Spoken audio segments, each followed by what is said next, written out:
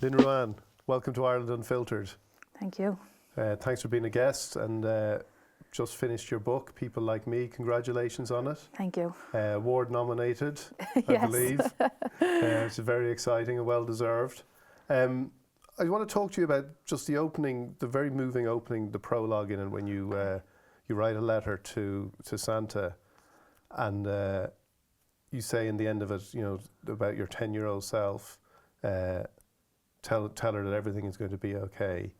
When did you first have a sense that everything was going to be okay? That everything was going to be okay?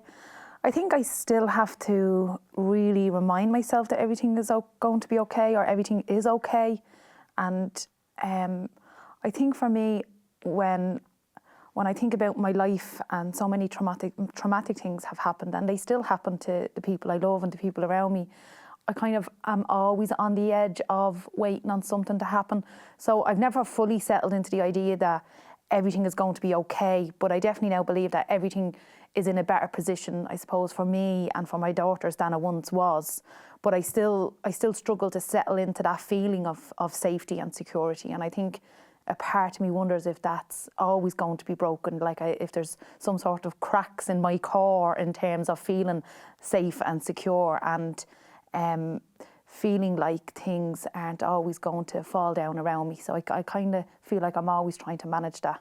But it's less pronounced than it was? It is less. If anything, I think it's kind of not even linear. It's kind of, I've looped back on myself a few times, and every time I think I've reached a space where I feel like I've settled somewhat into myself, I start to look at another part of my past or my life. And I think when you look at it with new eyes, or a new year added onto your life, or a new sense of maturity or whatever, you start to feel different emotions about things that have happened. So I think I've kind of done a few loops.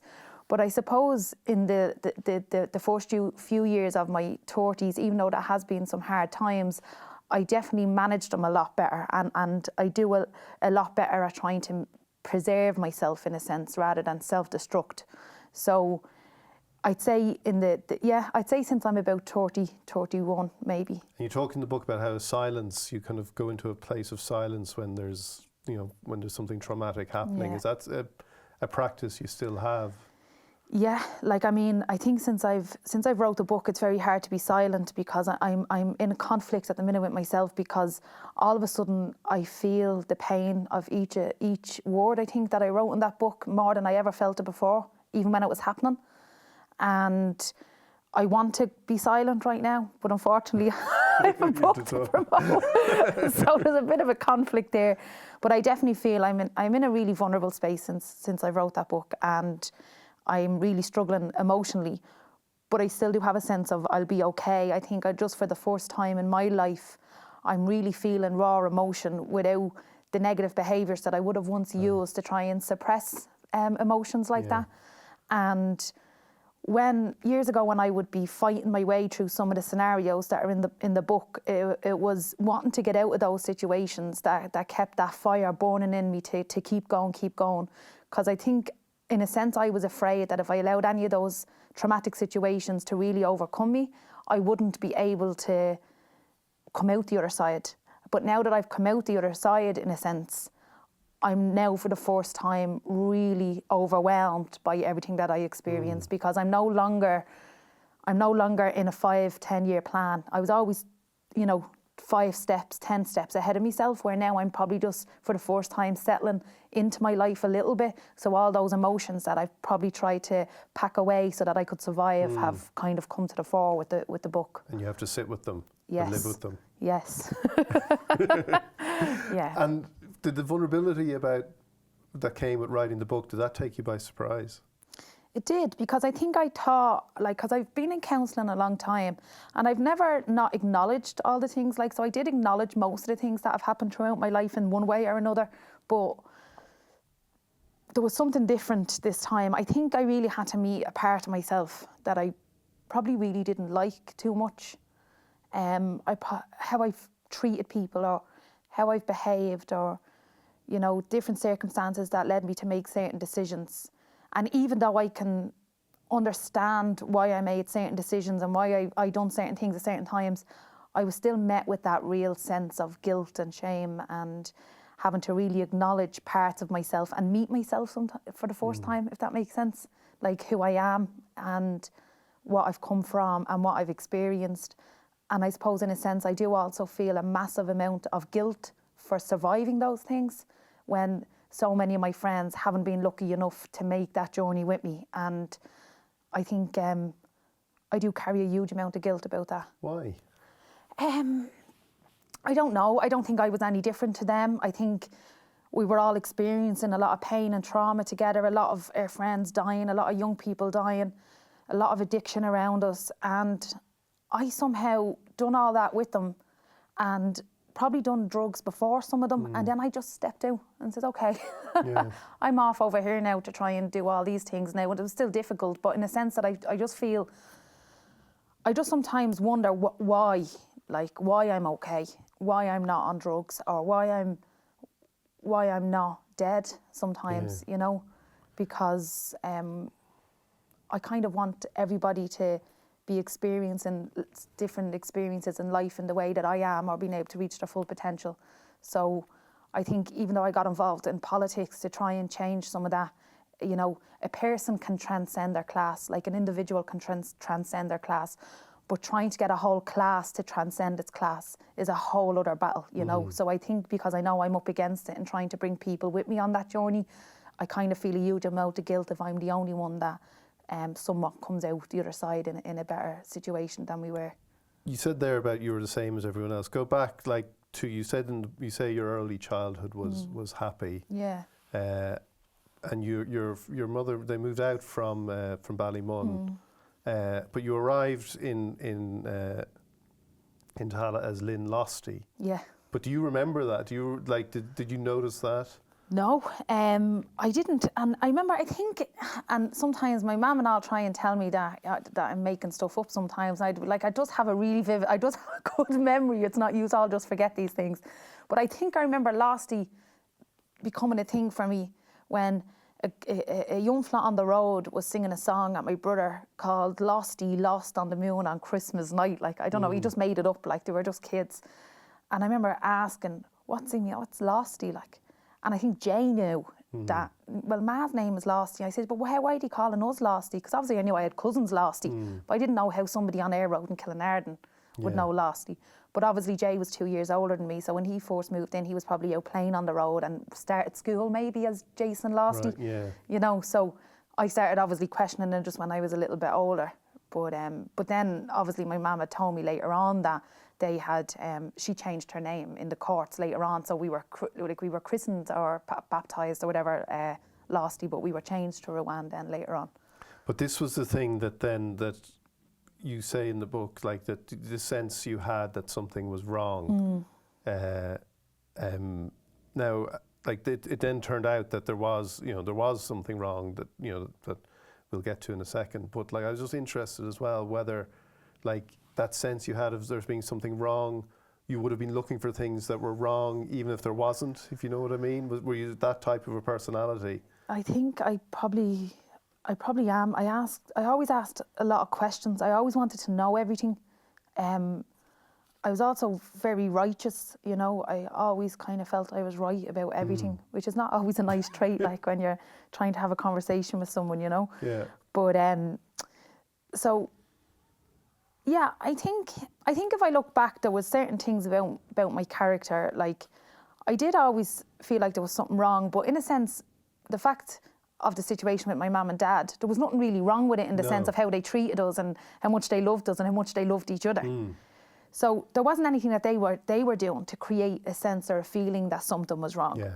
You know, but I was very inquisitive, and maybe in some sense I did sense something, or you don't know whether when you're a kid whether you overheard a conversation that you just don't ever remember, like, or you know, you don't know if you're picking up things along the way. And you know, like my friends always say that I kind of collect evidence for years before I throw something at you, like, right, do you know what I okay. mean? You know, so maybe I was doing that all along, and I didn't know. Because your brother wasn't handling like how did he deal? Well, would it just explain what happened then? Yeah. What age were you when? I think, again, this is something me and my mum dispute. She thinks I was younger when she told me, but I think I was about 10.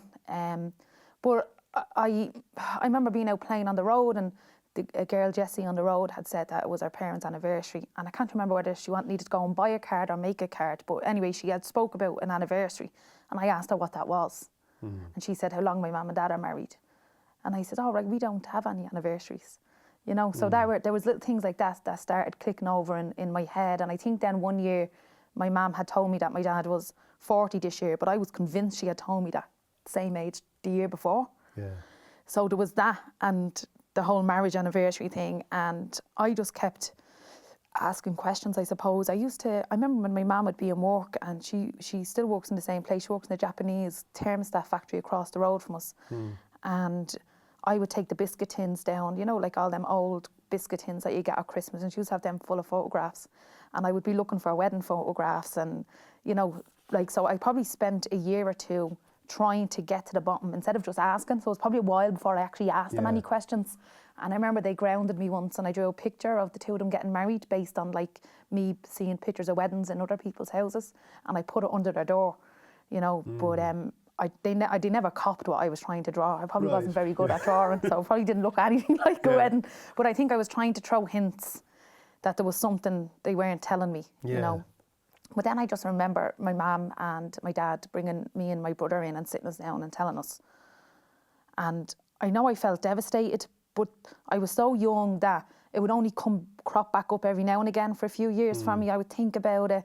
I think the biggest thing for me was my dad being older. Yeah, so they told you that he wasn't 40, he was 60. Yeah, he was in his 60s, his early 60s, and he had already been married, and that's where the Lynn Ruane name come from, because divorce was illegal when he had met my mum. So the biggest thing was the age. Yeah. That was the biggest thing for me. It was I kept thinking that something existed, and then it didn't exist anymore. And nobody seemed to understand what I was trying to say, like, because I think to a 10, 11, whatever age I was, early 60s is quite old when you're that age. You know, you think that person is ancient. So instead of me going, okay, my dad's much older, I should really enjoy him now in case he's gone, I went the opposite and just, you know, really started to lash out at him and my mum. But you had a kind of a terror about death anyway, didn't you? So like. But I don't know whether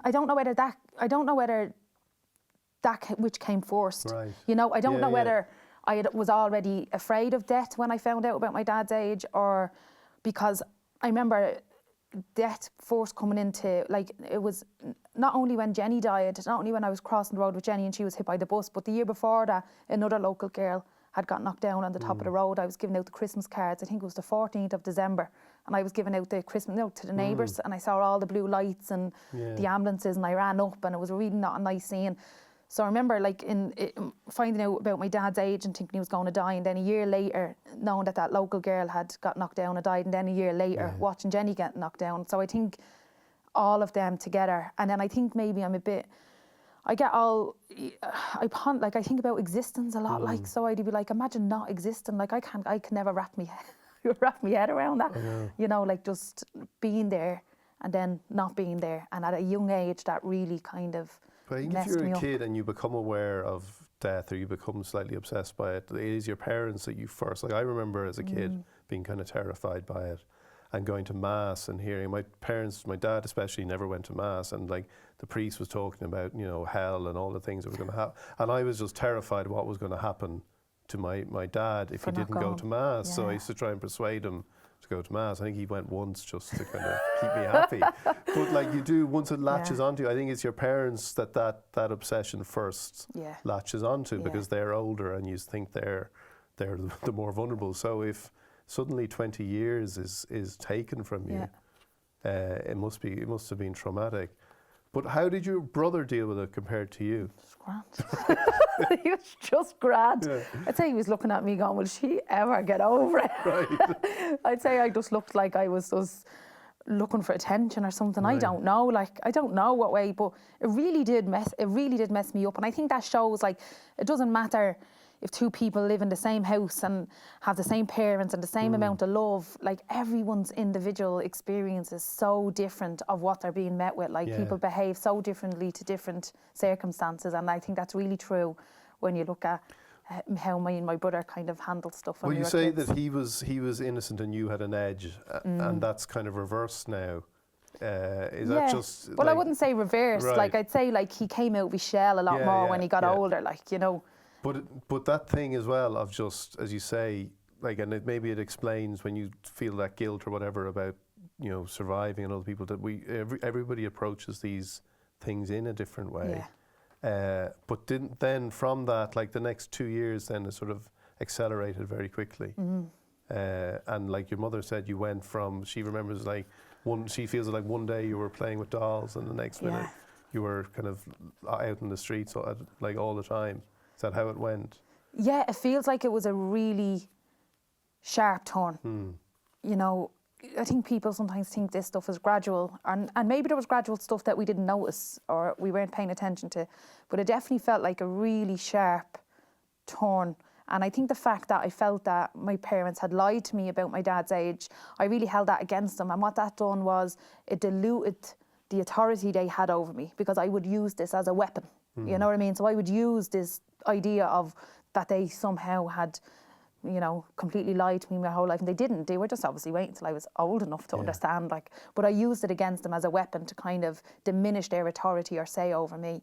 So I went from kind of doing what my parents told me. They grounded me all the time. I remember being grounded a lot. So that would show you I was always, even though my mum says I was a pet and playing with dolls, I was quite cheeky, and I didn't like being told what to do. So another parent or adult on the street gave out to me, like, I wouldn't accept that. And that was even before the wild years. Do you know what I mean? I didn't accept other people apart from my parents. You know, like, my parents could give out to me or tell me what to do and that'd be fine. But if someone else did, I went from 0 to 90 very quick, like, and would tell them where to go, like, you know what I mean?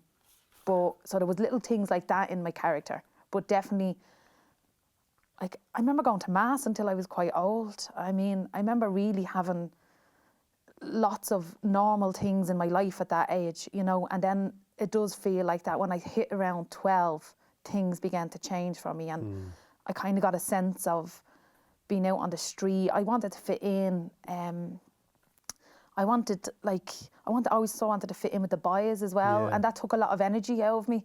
And I don't know why I always wanted to fit in with the boys. Really, like, I seemed to really I really cared more about what boys thought than what girls thought. You know, and I had this real sense of loyalty to my male friends, which probably wasn't the same with my female friends. And I'm not really sure what underpins that. But when I did start kind of hanging out on the streets more, I was trying to be more like them, and they seemed a little bit more boisterous or a little bit more, didn't really care. And I think I took on that attitude as well. I tried to mirror that in a sense. And when you did that attempt to fit in, like when you started taking drugs, did it become easier to fit in or become more like you forgot about maybe not being at ease? No, I think with the drugs, I was a risk taker, and I didn't really feel like I had a lot to lose, and I was probably very much in the moment of that drug use for about like that I had 2 years of really chaotic drug use, maybe near 3 years, and it allowed me to escape. There was also very fun elements of it that I enjoyed, and I did enjoy being part of something, and I enjoyed dancing, and I enjoyed going to raves, and I enjoyed the togetherness that I felt with it. And maybe because I felt so disconnected from my family at the time, I was looking for that sense of comfort somewhere else, and I found it in that kind of drug use and culture. And I think I felt that my friends understood me a bit more because we were all kind of experiencing the same environments. But then again, when I say this, you're looking back and you're trying to make sense of stuff. Like, I do have to remind myself that none of that is probably even true. Like, you know, when you're trying to tell yourself a narrative that this is why I done this and this is why I done that, when maybe it's a lot less, maybe it's much more simple than that. Maybe I just like drugs. You know what I mean? Maybe there's absolutely no other explanation. And maybe if I not had it happened with my parents, or I hadn't have experienced Jenny dying, maybe I still would have turned out the same. But, you know, it's hard to really know. Or but maybe you would have reacted the same to something else in your life. Yeah. because, like, as you say, your brother isn't reacting to the same way to things. So there is something in you that is making you react. Yeah. And even then, you talk about being a risk taker. Like, you know, was like the shoplifting and then joyriding again. They must, like, were they part of that kind of seeking the sort of thrills and just getting a buzz wherever you could? Yes, and again, I think what enticed me to the robbed cars was maybe more looking for respect from the lads, because that was such a male thing to do. You know, where the shoplifting, there was something very individual. I done it on my own. It wasn't really a group day out, like, you know. But I think with the robbing cars, the fellas were always much more into cars, and I think maybe I was looking for some sort of recognition from them, you know. And I always liked being the only girl doing something. So if I managed to get into a car that I was the only girl in, or maybe just me and one of my other female friends, you kind of nearly felt like there was something special about you, you know, that you were able to kind of do whatever the lads were doing, like, you know. And I'm interested in how, like, those stories were received later when you told them, because presumably, like, even talking about them in a factual way about how it made you feel, there are people who will say to you, well, like, you were breaking the law, or you were doing these things that, like, is that something that you've had to kind of explain to people, like what you were trying to, what it was about where you were growing up? No, like, at the end of the day, I was a kid, and in an ideal circumstance, we wouldn't be seeking enjoyment in things where we shouldn't be if our conditions were a bit more fair, you know. And of course, robbing cars is wrong, but you have to look at morality in the sense of, you know, there's a moral significance to class, you know. So of course it's wrong to rob, but you can't completely ignore the morality and the immorality of poverty and inequality, and how that shapes and molds us, and how, like, a class of educated people kind of set the rules and the moral standard, and they define it. And in a collective way, I feel, instead of me being completely morally responsible for doing something wrong, I think society needs to collectively take a moral responsibility for creating the conditions in which people are living in such volatile scenarios where they do take such awful risks with their lives. Like, if I was to think now of taking such a risk, because I'm like, what's the difference now? Why wouldn't I take that risk now? Why wouldn't I rob now? And it's because I have more value on myself. I can see a future. I can see my children and what they need. I can see all these things, where a lot of us couldn't see that. We didn't have value on ourselves. And I think you're more inclined to take risks when you feel like you've nothing to lose. Like, you're literally taking a risk with it's Russian roulette. You go out in a car, and, you know, and I know people who've died in robbed cars, and we'd still go out in a robbed car knowing that there's a potential that you could hurt yourself, you know. And I think that's really sad, that that's how little we value our lives, that they're the risks that we take with them when we're kids. Well, it is the common theme going through the book, is that death being such a sort of everyday part of life for you, which I don't think people coming from different classes and different parts of the country would really appreciate, this idea that every day you feel like, and you only need to look at sort of mortality rates in sort of working class areas in Ireland compared to other areas to know that there is a discrepancy. And is that, again, like, that hardens you, and as you said, doesn't give you that sense of self-worth that, you know, would make people change behaviour. Yeah, and I think because we're faced with death so much, there's this sense of, oh, well, what's the point? You know, I could die tomorrow, or look at all my friends that have died. Sure, why would I try? What's the point in anything? I might as well do whatever the hell I want, because I'm not going to live very long. And when you're that young, like, I really believe if you were to put most of the people that I grew up with, I don't just mean immediate in terms of friends, but in estates like mine, in communities like mine that have experienced hardship and death in the way that we have, I can tell you now, I'd say there's a huge portion of them that are suffering from post-traumatic stress disorder. There's no way you can experience all those things as a young child. There's no way you can, you know, like, wake up some mornings to be told there's a pipe bomb in a road down, a garden down the street, or you know, all these different things, they impact, like the trauma that must cause on a developing mind, a young child. Like, no wonder there's so much self-medication of drugs in our communities. And I just think we don't pay enough attention to the adverse effects of class on thousands of young people in Ireland. And I've kind of gone off point, but what was the question? No, but it's interesting because you do say in the book you consider the class system is immoral.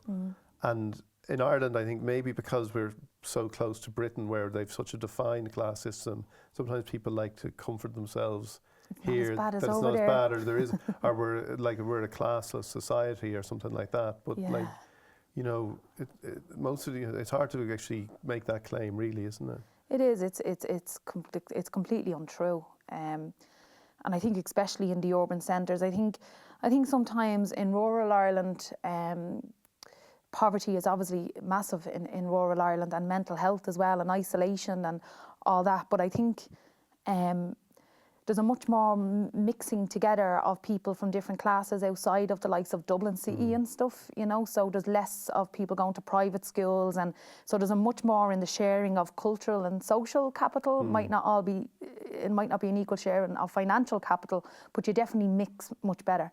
But I think if you look at just Dublin, for example, like my experience in life to some of my friends' experiences in life, when I went to Trinity, and somebody would tell me a story about when they were young, right?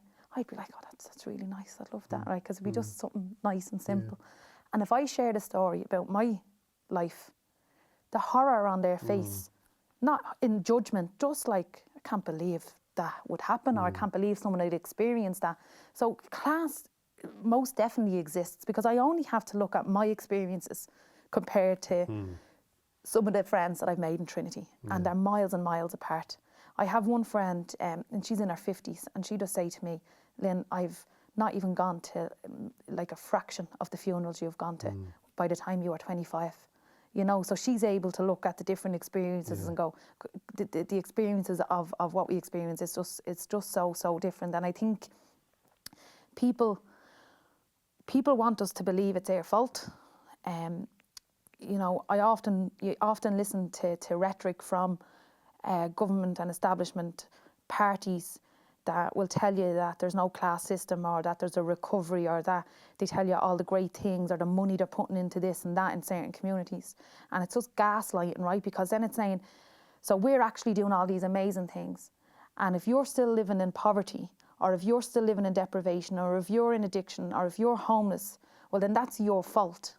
And we've internalised that, you know. So even people from working class communities in Ireland probably don't even believe there's truly a class system, because they've so internalised that it's their fault, you know. So if the classic system exists, it's something they're doing. They're failing as a whole population of people, instead of it being a state-imposed systematic oppression over generations and generations and generations, you know. And it's hard then, because, you know, if people think it's their fault, that they're the failure, that they've done something wrong, well then they don't rise up in their masses and stand up to governments and policies and all that kind of thing, because they really do feel that it's something that they've done wrong, that they've failed. And they're told the government is working for the people who get up early in the morning. Exactly. I mean, like, if you look at like employment and stuff and working, and young men in working class communities really are like an oppressed group within an oppressed group. It's really difficult. But even our systems, like, so you even have the school system in working class communities reproducing the inequality, right? And that's not to say they're setting out to do that. So you have teachers and you have schools that are trying to do their best under the circumstances that they're working, very little resources, and obviously a lot of social issues within the school, because, you know, there's children carrying a huge amount of trauma into the classroom, and teachers are trying to manage this quite complex situation. But they kind of seem to be happy enough if they have the numbers up of how many sit their leaving cert. And I think that was okay 10, 15, 20 years ago when we were trying to get kids to finish school. But that shouldn't be seen as the main outcome now. Like, you know, the amount of kids that will only do their work experience in a local shop or a local factory. There's no kind of ambition or aspiration in terms of the education system in working class communities to try and expand the social and cultural capital of the young kids by getting them placements and work experiences outside. And a lot of teachers will tell kids and stuff to not do honours subjects, or because they're trying to teach all the same subjects, or they're trying to teach foundation level right up to higher level in the one classroom. You know, so the school system is kind of reproducing this class system as well. And then the community workers are trying their best to just manage, you know, put out fires, crisis management and stuff. So it's like, there's no real progression. Well, we had Barry Keoghan was the first guest on Ireland Unfiltered, and he was saying, you know, he came from Summerhill, and he was saying that people in where he came from, just they're not expected to do anything. They're not expected to become an actor. They're not. Those things aren't really what you're given as an opportunity or as an object in life. And as you say, lay it out there, it's like that needs to be something that needs to change, you know, structurally rather than from the people themselves. Yeah, it is. It is structurally. It's completely structure. And the thing is, you know, you nearly find yourself doing it as well, like with your own kids. Like I remember when my Jan said she wanted to be an actor. And I'm like, Jesus, I better really tell her now she needs to pick another career. Like, that's never going to happen. And look at her now, like, she's IFTA nominated. She's films out all the time. She is an actor. Like, but I even, as her mother, was going to start eroding away at her aspirations, you know? And I think it's because we don't want our kids to feel a sense of failure. So we're nearly saying lower the bar a little bit, because we'll probably never get into those spaces. Do you know what I mean? We'll never be able to succeed in them spaces. And I think the more educated I become, the more depressed I become. So there's a level of wanting to not progress, because it's really hard when you come into reality and you look at the shit and go, oh my God, everything is terrible. I was probably better off not progressing, so that I didn't have to see that. You know, does that make sense? Yeah. Let's jump back a bit now into your story again. When you're 15, and you had bad back pain, I think, was that it? And is that how? And your mother said to go to the doctor. Yeah, get a pill. Yeah. Yeah. See, my mum remembers that bit. I don't remember that bit, but I must have known I was pregnant, and I was trying to drop hints or something, saying, "Oh, my back is killing me." I don't know, but anyway, she had told me to go to the doctor. And she told me when I was at the doctor to get the pill. And I don't really remember that. She remembers that bit. But I remember then being in McDonald's and doing the pregnancy test in the toilet, and going out and ringing her from the payphone and telling her that I was pregnant. Yeah, and it's mad, like at 15, like, because I look at my kids now, and when Jordan was 15, and I can't imagine, you know, her becoming a mother at 15. I'm sure we'd all just get on with it, like, and deal with what life puts in front of us. But I thought I was really old. Like, I thought I was, I thought I was like, I don't know. I thought I was really mature. I thought I knew what I was doing, you know. And I look back now and go, how naive. Like, how did you, like, I was really naive. But that seems to be, like, really part of kind of how you felt about it, because, you know, somebody said to you, you've wasted your life. And that made you furious. Yeah. I couldn't understand, even at a young age, I really listened to people. I listened to the language that they use. So when she said I wasted my life, I remember sitting and thinking to myself that this woman, I had a good ear for injustices, and I felt that was not, like, she was talking about me in past tense, when I was still very much alive, going to be a mother, yes, might be a difficult situation. And she just made me think about how people write people off, like, you know, and I just kind of thought, hang on, I'll show you, like, you know, I'm not past tense. You're not going to talk about me in the past tense. And I kind of look back and I like that side. I look back and I'm kind of proud of the person I was as well, even though I made mistakes. I think that person and that determination and that ability to listen to someone's language and go, do you know what, you're wrong, even though that's the righteous bit, you know, looking at the adults going, nah, you're full of shit, I'm going to do this, you know. And I did have a real determination in me, but I think we do that so much. I think there's so many kids that are experiencing a huge amount of difficulties, and people want to see them as if their lives are over when they've barely just begun, you know. And so this was just a more extreme version of that in some ways. You were going to defy whatever writing off people were going to do of you. Yeah. But do your parents then saw it as a kind of an opportunity in some ways, did they? Because, like, with drugs and everything being part of your story at that stage. Yeah. Well, being pregnant changed that? Yeah, well, I don't think opportunity would be the word. I think they seen how I was trying my best to turn my life around to become a mother, and it was still there was still lots of hard times, lots of struggles. It wasn't easy, but I was like, the chaotic drug use was gone, the drinking was gone. I wasn't smoking hash anymore. Like, I used to wake up and probably smoke 2 joints before I even got to school. Like, do you know what I mean? Half 8 in the morning, like, you know. And I don't even know what the purpose of that was. I don't know why I was even doing that. And all that was gone then. And I wanted to go back to school, not because I particularly knew what I wanted to do, but I think I was kind of going, well, I'm pregnant now and I might not have an opportunity to do my junior cert again, so maybe I should just sit it.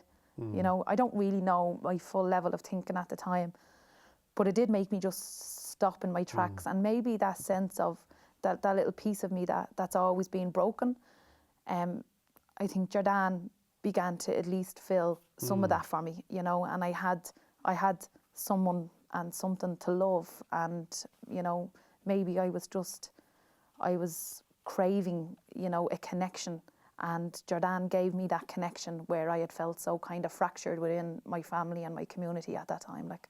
And you say in the book, you write a line about, you know, our potential as parents was obvious, but opportunity was our obstacle. Now, that could be taken as a much wider point than just as parents. Like, that would seem to sum up everything about, you know, where you were coming from and the opportunities or lack of them. That, like, I think I'm always trying to make bigger points with my life. That's why I tell my story. I use myself as the thing to point at, but actually I'm always trying to make the connections between that and class and inequality and poverty and all those things. And I think with that line, when you look at me and Jordan's dad, we both loved her very much. We both love her very much, but our lives were volatile and full of obstacles. And I think when you look at parents in general, like, I hate that term when people say, you know, like, that someone was dragged up, or, you know, that must be the parents' fault, or where were the parents, or did the parents not do anything? And I think when you have generations of systematic inequality over periods of time, it's like people want to forget that them parents also came from the same conditions in which they're bringing their child into.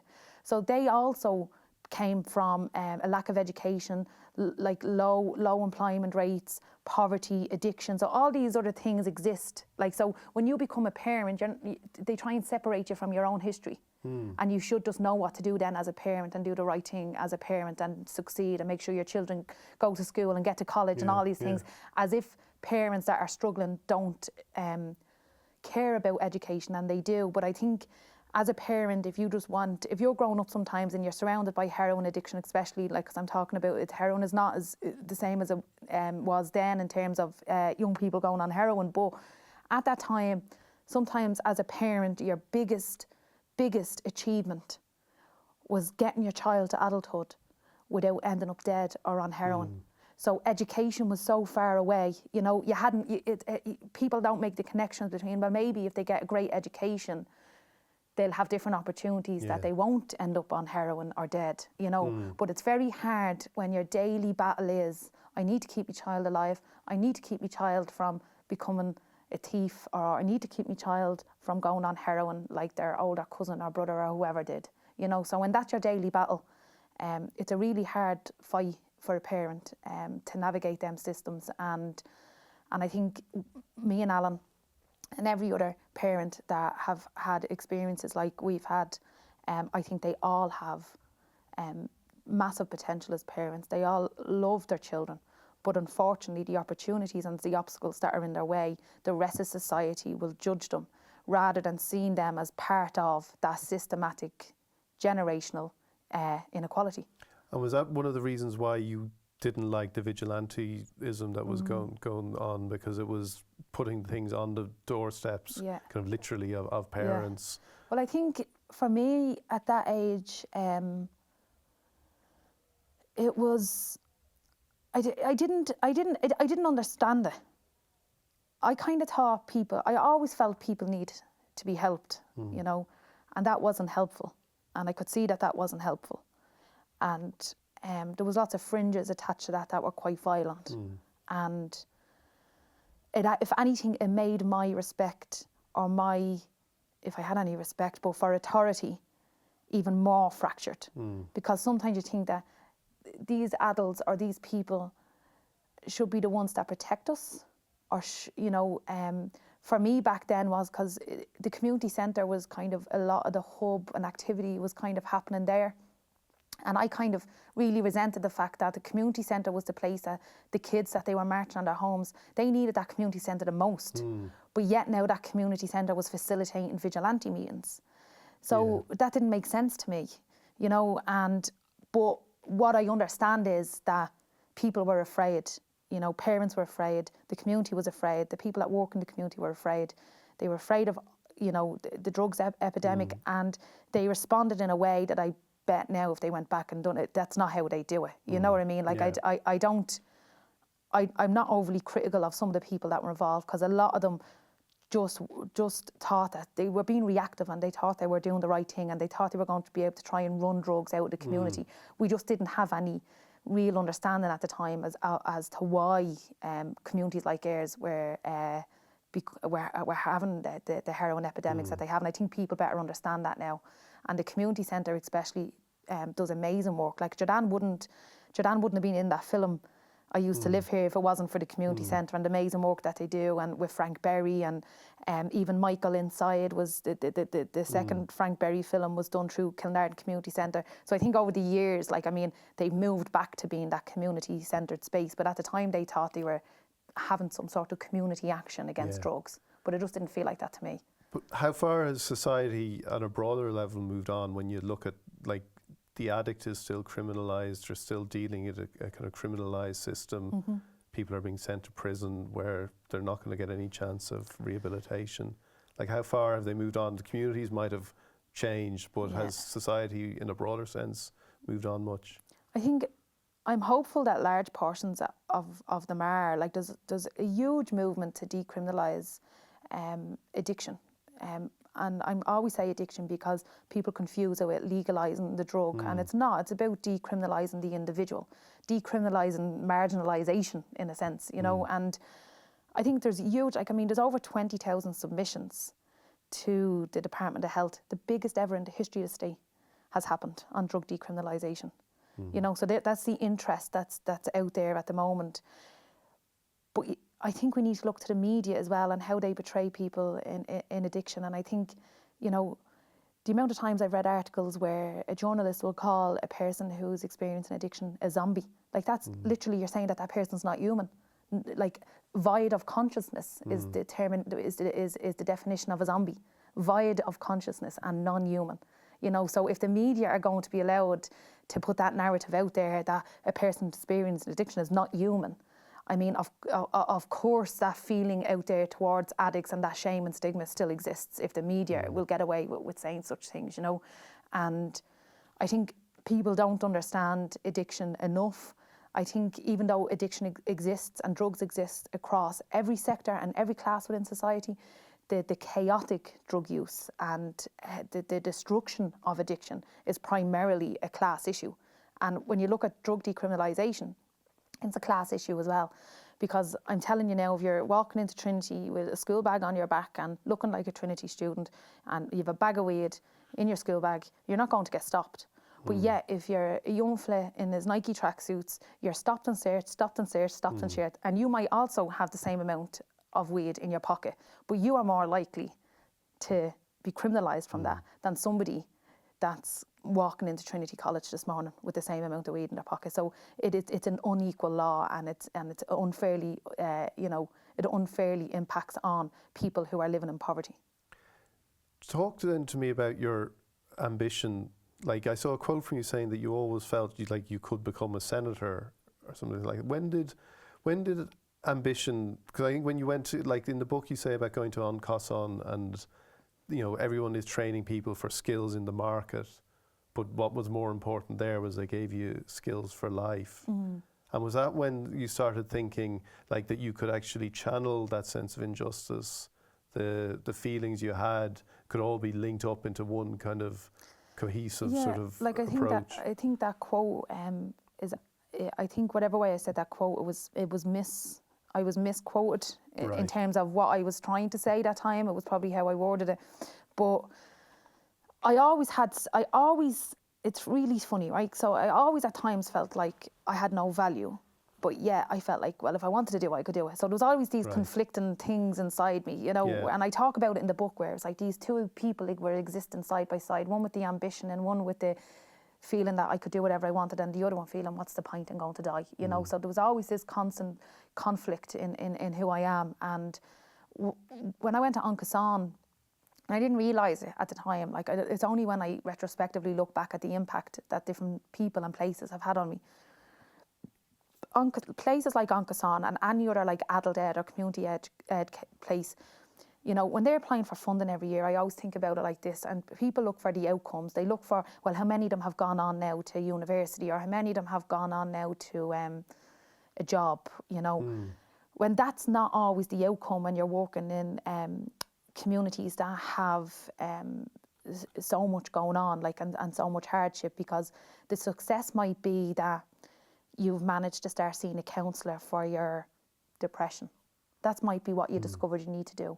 Or that you got over your lack of confidence you had in being able to read, and now you read to your children. Or, you know, being able to leave a domestic violence situation. The amount of women that went to study and were able to remove themselves from not very nice situations. But you can't put that stuff on a funding form, you know, to government. Refund us because this many women have learned how to sit with themselves or value themselves or love themselves. Nobody is paying enough attention to those life skills. And you know, I think for any of us to truly be able to engage in education, there needs to be a level of healing if you've experienced stuff. Because, like I said before, if your daily life has been trying to survive, education's a bit further away from you.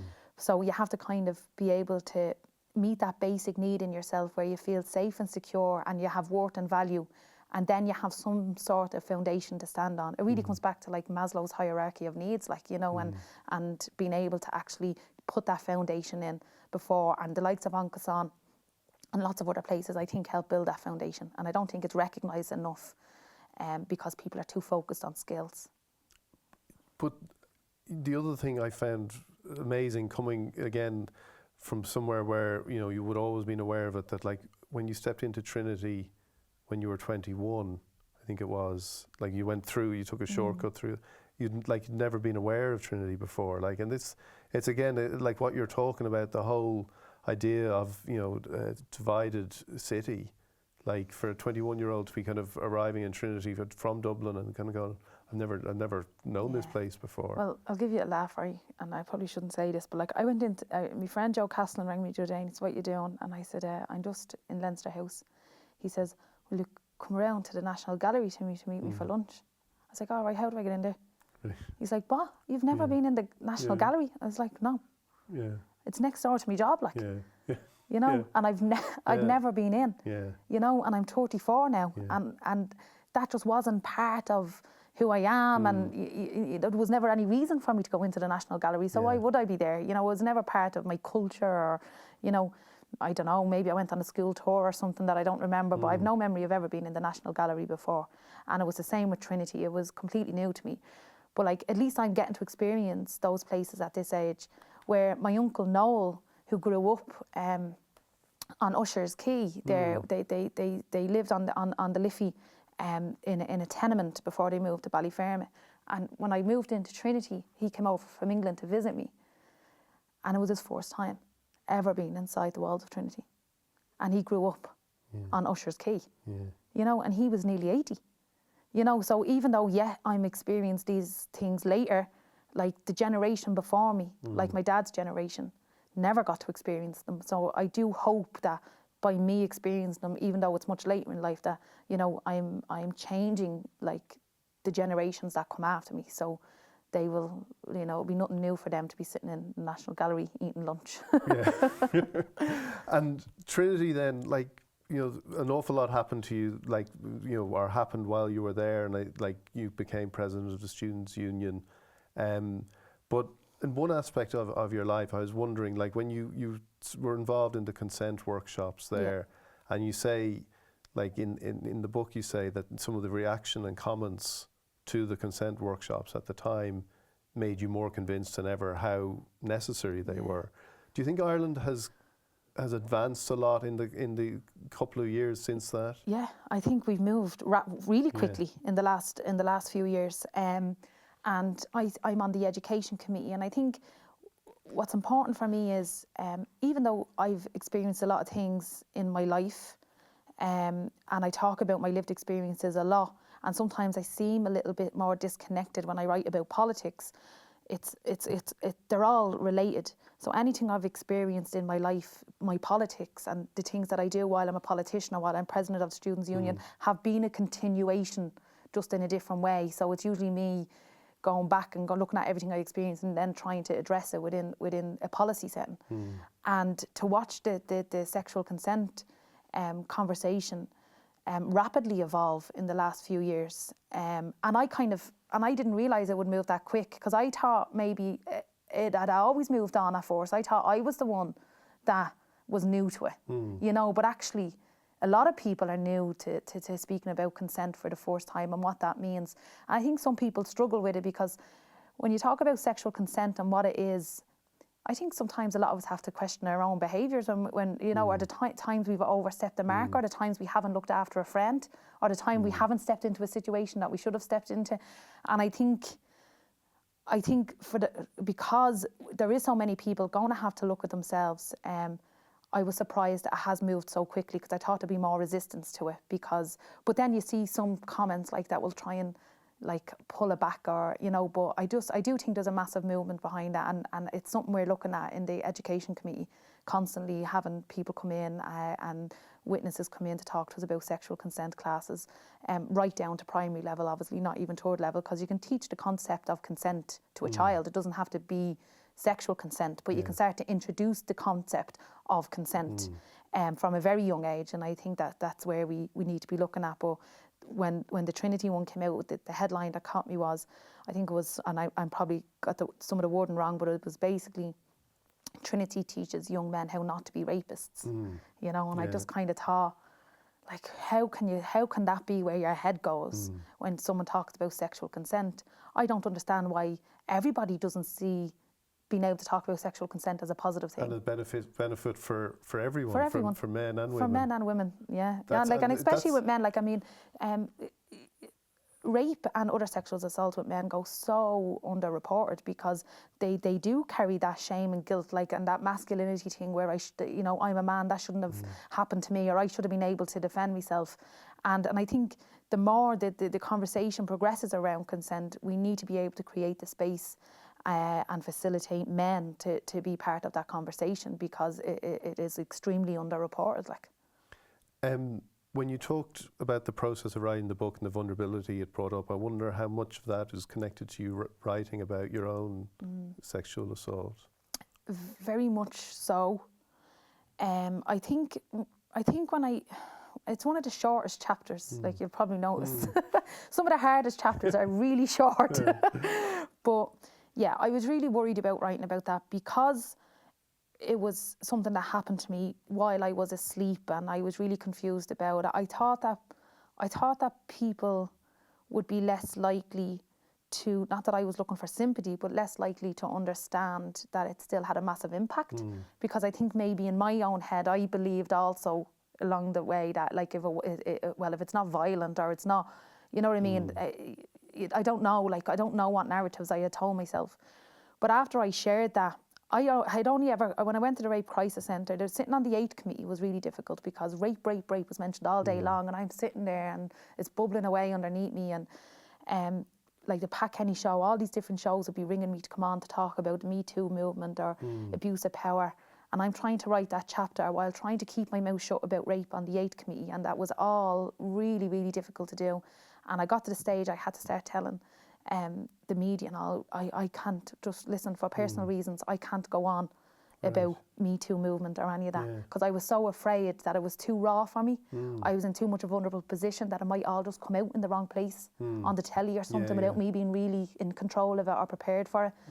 And when I went to the Rape Crisis Centre, it was the first time I had ever shed a tear about it. I'd never cried about it. You know, I always I always felt disgusted by it, and I always would just shove it back out of my head. I never, and apart from not crying about it, the thing that amazed me the most was I couldn't believe I had the power to suppress it for so long. I couldn't believe that my brain could, you know, really stay in denial for all those years when I was so upfront with everything else in my life. I always met everything else head on, you know, and that I didn't. I just wanted to forget about it. I wanted to pretend like it never happened. And when I spoke about it on the Ray D'Arcy show, I walked off from behind the camera and I literally just had to be sat down on a sofa. I couldn't stop crying. I was shaking. And they're the only 2 times that I've probably really allowed the emotion of that come up. I think it's an unresolved piece in me. I think it's an ongoing battle in me. I don't think I've fully allowed myself explore it and look at it. And I'll probably just do it in bits and pieces, you know, and writing about it was probably one of the most vulnerable parts. But ever since I did share my story, there's girls from all over the country and women that have wrote to me that have had similar situations where it was similar to mine, where like they were at a party or they woke up and in their bed and somebody had assaulted them. And I have to take some solace in the fact that by them having somebody say a similar story to theirs out loud, it has allowed them to legitimise their own experience as that was wrong as well. Because I think a lot of women like me will find ways to diminish it or to make it smaller than it actually is so that we can manage it. And the sense of shame you felt about it, is that lifted by doing this? No, it hasn't. I wish I had. It's like my head is not, it's like my head is there, my thinking is there.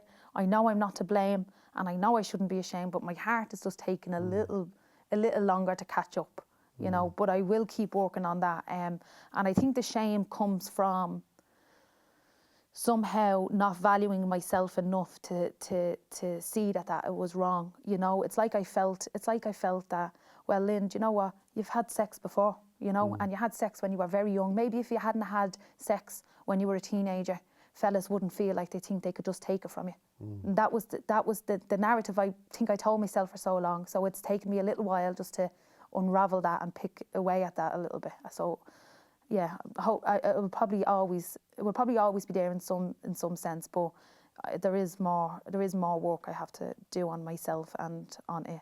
Yeah. Can I ask you about certain things in Ireland today? Now we've just had a presidential election, and you know you're a supporter of Michael D, and he got a resounding victory, but people are talking about Peter Casey and the vote he got and the reasons for the vote he got. And to me, it feeds into an awful lot of the stuff we've been talking about, your book talks about. Yeah. Going back even to when you talk about working in the community and the austerity cuts and the way, you know, it turned groups against each other because you didn't want to be the group that got the cuts. And if you look at something like the cuts, I think traveller education and workshops were cut by about 85% during austerity. And now we have somebody pressing that button. What do you put his vote down to?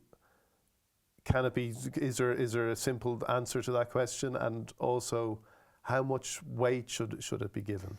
I don't think he should be. I think we should be having conversations about what's emerging, not only in Europe but globally. You only have to look at Brazil and, you know, fascism being on a rise, and the politics of division.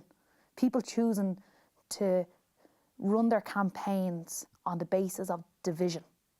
And I just think that's fundamentally wrong as not only a political leader or a potential political leader, but as a person and a human being, and it's really broken. You know, I can't understand why people don't naturally want us all to come together, to bridge the gaps, to see how we can work together, to look for solutions, to look for ways that we can have better life and better potential and understand each other better, while also respecting each other's differences. So when somebody comes with a campaign that's purely based on hate and division, I think that they really need to go away and look at themselves. And I think what's happening is, I think because people, you know, want to focus, and the media should not be legitimising, you know, his comments by still talking about them. You have President Higgins, who won by running a purely positive campaign and not buying into all the hatred, right? A positive campaign, and I really think that he is the anchor, that counterpole against what we're experiencing globally and at a European level in relation to fascism and hate and racism. And you know, it's really, really sad that you know, the likes of Peter Casey would even get any inches in a newspaper in this day and age. And people want to try and convince us that we're politically correct. So you should be allowed to say whatever you want about travellers or about people in addiction, or because that's free speech.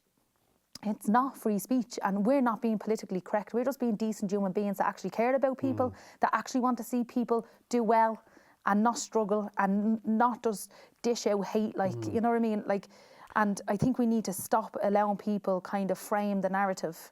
Do you think the media needs to, and this is a debate that's going on within the media now, that, you know, they need to sort of slightly alter their age-old kind of, you know, we are the, you know, just the neutral deliverer of news, and we're impartial, that actually because of the extremism, that there needs to be a bit more proactive engagement, and especially whatever, you know, first of all with his comments, but especially now as well, since he's finished the presidential election, there's no real need to keep going back to that well. Yeah. Like, you know, you have to listen to him while he's running for president because he's got the endorsement.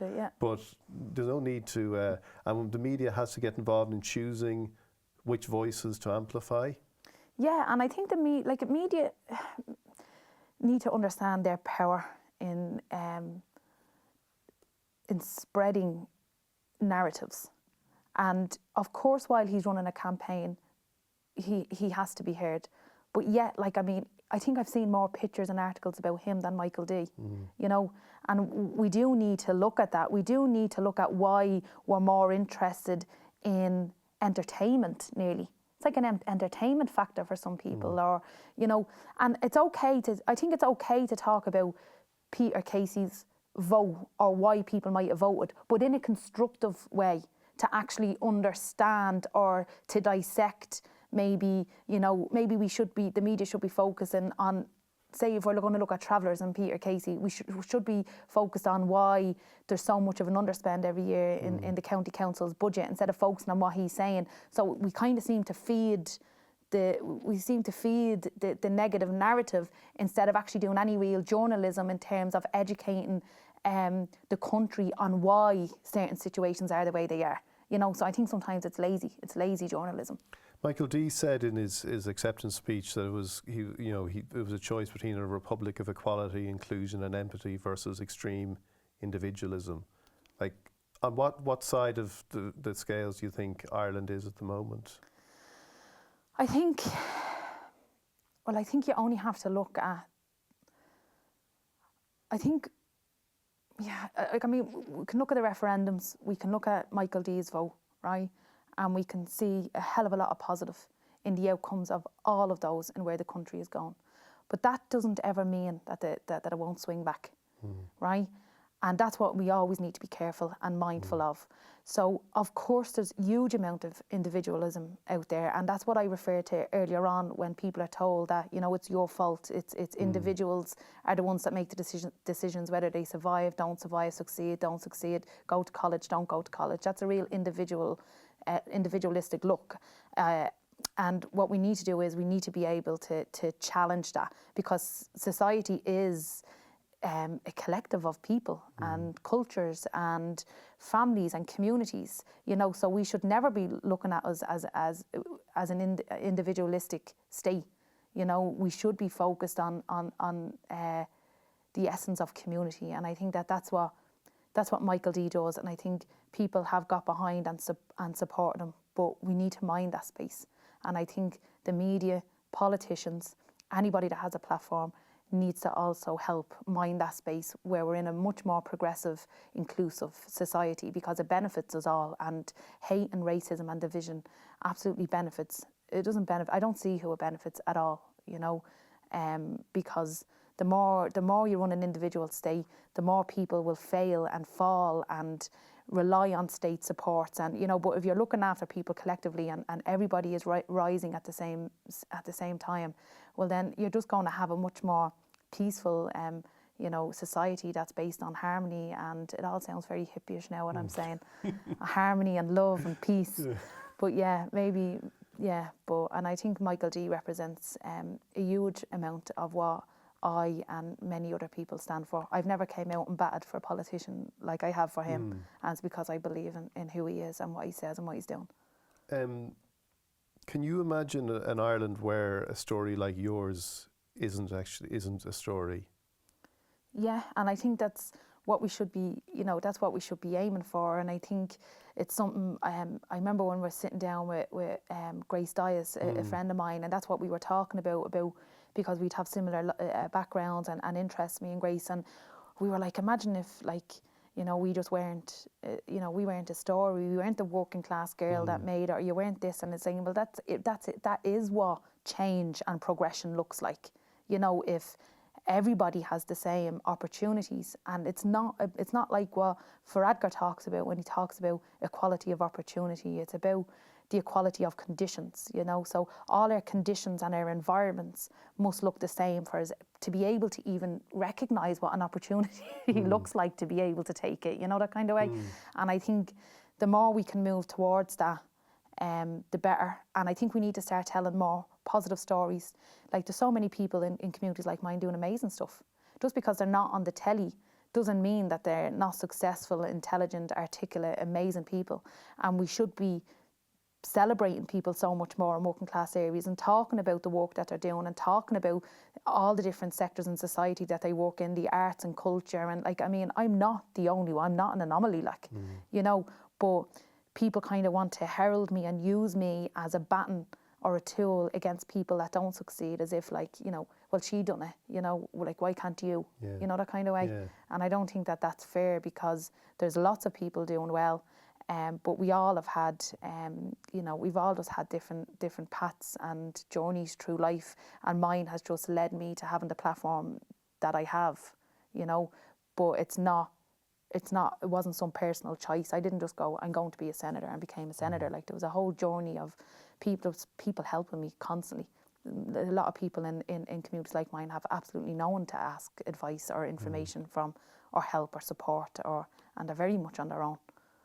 You said, this is the first time in your life you're kind of living in the now, but do you see, like, from the Senate, Shannon, where do you see yourself going? I don't know. I think at the moment, like I said, writing the book has left me really, I think I poked away at a lot of emotional scars that I didn't think were there. So I think I have to do a little bit of work on myself while I'm focusing on the Shannon. I think people always think there should be a next step from the Shannon, instead of actually focusing on the amazing work that the Shannon actually does, which doesn't get any airtime. Yeah. Myself and the civil engagement group, who is the technical group I work with in the Shannon, like, we have amended and changed so many policies while in the Shannon, created so many national conversations, do an amazing amount of committee work.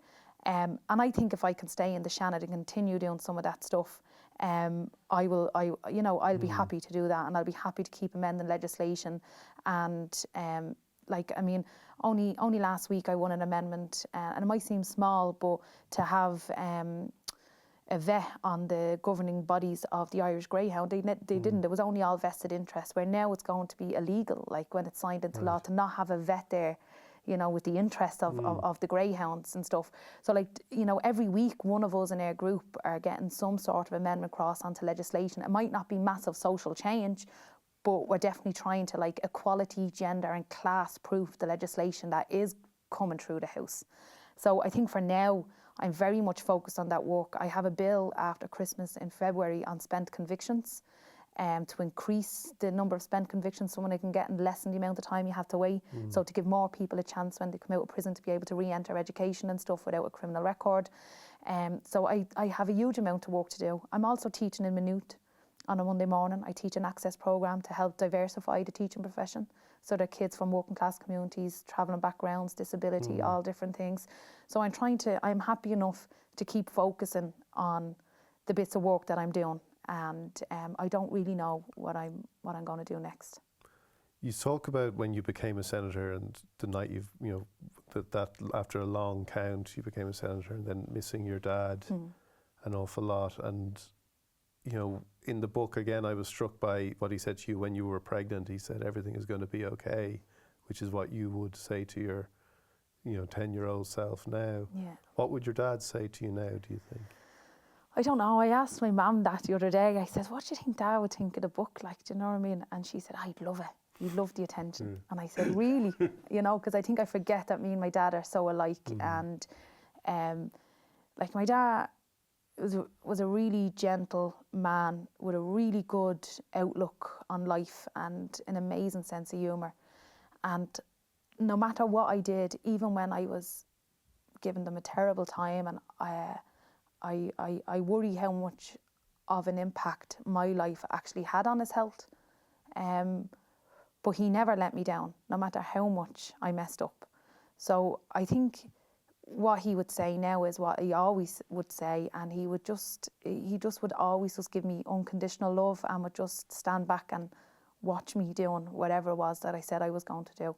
And he was an amazing grandfather to my daughters, and I could see him, if he was still here, really just playing a huge role with them while I was off trying to change the world, but yeah, like, it's hard to know what he'd say, but I just think he'd be proud, and I was at the celebration the other night with the campaign for Michael D, and it catches me sometimes because Senator Higgins, who works with me, got up to speak and introduce her dad, and I just caught him for a moment, the way he was looking at her, and I just started roaring crying, because I just, sometimes them daddy-daughter moments kind of strike me. Yeah. Lynn, look, that was great. Thank you Thank very you. much. Thanks a lot. Thank you.